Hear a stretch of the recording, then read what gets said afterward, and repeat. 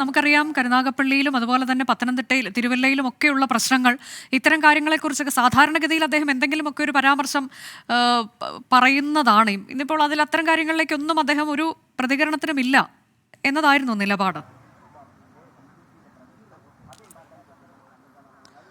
Anuja, G Sudhakaran അല്ലെങ്കിലും മാധ്യമങ്ങളോട് സംസാരിക്കുന്ന സമയത്ത് പ്രത്യക്ഷമായ രീതിയിൽ അല്ലെങ്കിൽ പരസ്യമായി അദ്ദേഹം വിമർശനങ്ങളോ അല്ലെങ്കിൽ പരാതികളോ ഒന്നും ഇന്നേ വരെ അദ്ദേഹം ഉന്നയിച്ചിട്ടില്ല. പൊതുവേദികളിൽ പക്ഷേ അദ്ദേഹം പറയുന്ന കാര്യങ്ങൾ അത് വരികൾക്കിടയിൽ നിന്ന് വായിച്ചെടുക്കുമ്പോഴോ അല്ലെങ്കിൽ പരോക്ഷമായിട്ടോ പാർട്ടിക്കെതിരെയോ സർക്കാരിനെതിരെയോ ഒക്കെ തന്നെ വിമർശനം ഉന്നയിക്കും. അത് കവിതകളിലൂടെയോ അല്ലെങ്കിൽ പൊതുപരിപാടിയിൽ നടത്തുന്ന അദ്ദേഹത്തിന്റെ പ്രസംഗത്തിലൂടെയായിരിക്കും സർക്കാരിനെതിരെയും ഒപ്പം തന്നെ സമകാലീന രാഷ്ട്രീയത്തെക്കുറിച്ചും പാർട്ടി പ്രവർത്തകരെക്കുറിച്ചും പാർട്ടി പ്രവർത്തകരുടെ നന്മയെ കുറിച്ചും അദ്ദേഹത്തിന്റെ വിമർശനം ഉണ്ടാവുക. പക്ഷേ ഒരിക്കൽ പോലും അങ്ങനെ മാധ്യമങ്ങൾ ചോദിക്കുന്ന ചോദ്യത്തിന് നേരിട്ട ഒരു മറുപടി അദ്ദേഹം നൽകാറില്ല. പക്ഷേ ഇത് ജി സുധാകരന് അതൃപ്തിയുണ്ട് എന്നുള്ള കാര്യം പകൽ പോലെ സ്പഷ്ടമാണ്, അത് കൃത്യമാണ്. കാരണം അദ്ദേഹത്തിന്റെ വീട് നിൽക്കുന്നത് പുന്നപ്രയിലാണ്.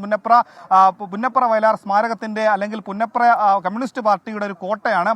അവിടെ നടക്കുന്ന ഒരു പാർട്ടി സമ്മേളനം, 2 ദിവസം നടന്ന സമ്മേളനം, അമ്പലപ്പുഴ ഏരിയ സമ്മേളനം, അത് പുന്നപ്രയുടെ മണ്ണിലാണ് നടന്നത്. അവിടെ നടന്ന സമ്മേളനത്തിൽ ജി സുധാകരനെ മനഃപൂർവ്വമായി അവഗണിച്ചു എന്നത് അദ്ദേഹത്തിന് കൂടി ബോധ്യപ്പെട്ടിട്ടുണ്ടായിരിക്കാം. അല്ലെങ്കിൽ അങ്ങനെ ഒരു നീരസം അദ്ദേഹത്തിനുണ്ട് എന്നുള്ള കാര്യം അദ്ദേഹം പരസ്യപ്പെടുത്തുന്നില്ലെങ്കിൽ കൂടി അങ്ങനെ ഒരു നീരസം അദ്ദേഹത്തിനുണ്ട്. പ്രത്യേകിച്ചും അമ്പലപ്പുഴ MLA എച്ച് സലാം അദ്ദേഹം കഴിഞ്ഞ നിയമസഭാ സമയത്ത് ജയിച്ചു വരുന്ന സമയത്ത് അദ്ദേഹം പാർട്ടിക്ക് കൊടുത്ത പരാതി, തന്റെ തെരഞ്ഞെടുപ്പ് പ്രചരണത്തിൽ ജി സുധാകരൻ പിന്നോക്കം നിന്നു, അദ്ദേഹത്തിനെ തോൽപ്പിക്കാൻ വേണ്ടി ശ്രമം നടത്തി.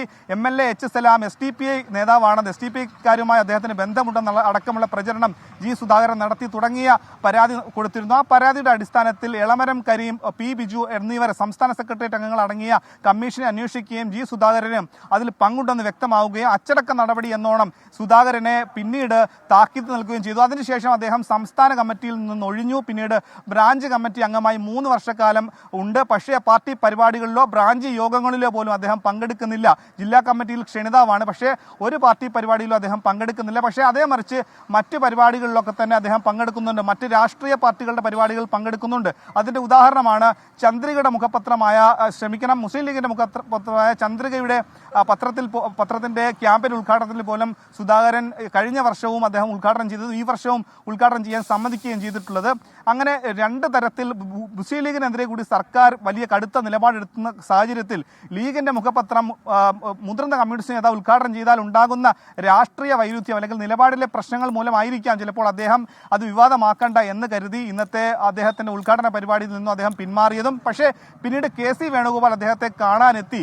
എന്തൊക്കെ കാര്യങ്ങളാണ്, കാരണം ഇവർ തമ്മിൽ നടത്തിയ സംഭാഷണത്തിൽ സൗഹൃദ സംഭാഷണമാണെന്ന് പറയെങ്കിൽ കൂടി എന്തൊക്കെ കാര്യങ്ങൾ ചർച്ച ചെയ്തു എന്ന കാര്യത്തിൽ ഇപ്പോഴും ഒരു സുതാര്യത വന്നിട്ടില്ല. 2 നേതാക്കളും വ്യക്തമാക്കുന്നത് രാഷ്ട്രീയ പ്രാധാന്യമില്ല, ഇത് സൗഹൃദപരമായിട്ടുള്ള ഒരു കൂടിക്കാഴ്ച മാത്രമാണ് എന്നാണ് ഇരു നേതാക്കളും വ്യക്തമാക്കുന്നത്. പക്ഷെ വരും ദിവസങ്ങളിൽ അദ്ദേഹം ജി സുധാകരന് ഉണ്ടായിട്ടുള്ള പരാതി അല്ലെങ്കിൽ അദ്ദേഹത്തിന്റെ പരിഭവം അത് ഏതെങ്കിലും പൊതുവേദിയിൽ പ്രസംഗമായിട്ടോ കവിതയായിട്ടോ തന്നെ അദ്ദേഹം അവതരിപ്പിക്കും. ഒപ്പം തന്നെ അനുജ, മറ്റ് രാഷ്ട്രീയ പാർട്ടികൾ പ്രത്യേകിച്ചും BJP, കോൺഗ്രസ് പോലുള്ള പാർട്ടികൾ ജി സുധാകരനെ CPIM നിന്ന് അടർത്തി കൊണ്ടുപോകാനുള്ള വലിയ നീക്കം നടത്തുന്നുണ്ട്. പക്ഷേ അദ്ദേഹം ഇപ്പോഴും തന്റെ പാർട്ടി നിലപാടിൽ ഒരു കേഡറായി തന്നെ ഉറച്ചു നിൽക്കുന്നു എന്നതാണ് ഏറ്റവും ശ്രദ്ധേയമായ കാര്യം.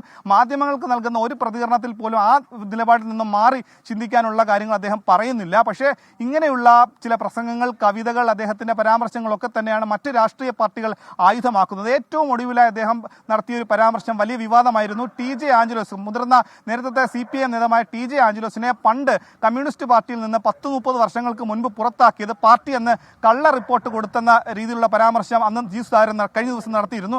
അത് പാർട്ടിക്കുള്ളിൽ തന്നെ വലിയ വിവാദമായിരുന്നു. അതുകൊണ്ട് തന്നെ പ്രാദേശിക തലത്തിലടക്കം ജി സുധാകരനെതിരെ പാർട്ടി അണികൾക്ക് വലിയ വിമർശനം അല്ലെങ്കിൽ അദ്ദേഹത്തോട് വലിയ പരിഭവമുണ്ട് ഇങ്ങനെയുള്ള പരസ്യ പ്രതികരണത്തിലേക്ക്. പക്ഷേ മറ്റ് രാഷ്ട്രീയ പാർട്ടികൾ അത് ആയുധമാക്കുന്നു എന്നുള്ളത് ഏറ്റവും പ്രധാനപ്പെട്ട കാര്യമാണ്. ശോഭാ സുരേന്ദ്രൻ നേരിട്ട് കാര്യങ്ങൾ പറയാറില്ല. എന്നാൽ മുൻപൊരിക്കൽ മനീഷ് മഹിപാലിനോട് തന്നെ സംസാരിക്കുമ്പോൾ പറഞ്ഞൊരു കാര്യം, പിന്നീട് അദ്ദേഹം അത് വലിയ വിവാദമാവുകയും വാർത്തയാവുകയും ചെയ്യുമ്പോൾ തള്ളിപ്പറഞ്ഞുകൊണ്ട് രംഗത്തെത്തിയതൊക്കെ നമുക്ക് ഓർമ്മയുണ്ട്.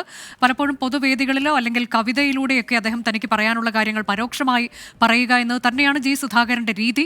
ഇനിയിപ്പോൾ KC വേണുഗോപാൽ അദ്ദേഹത്തെ വസതിയിലെത്തി സന്ദർശിക്കുമ്പോൾ അതൊരു സൗഹൃദ കൂടിക്കാഴ്ച, തന്റെ ആരോഗ്യ വിവരം തിരക്കാൻ എത്തിയത് എന്ന തരത്തിലേക്കാണ് അദ്ദേഹം അതിനെ വ്യാഖ്യാനിക്കുന്നത്. അത് തന്നെയാണ് KC വേണുഗോപാലും നൽകുന്ന വിശദീകരണം.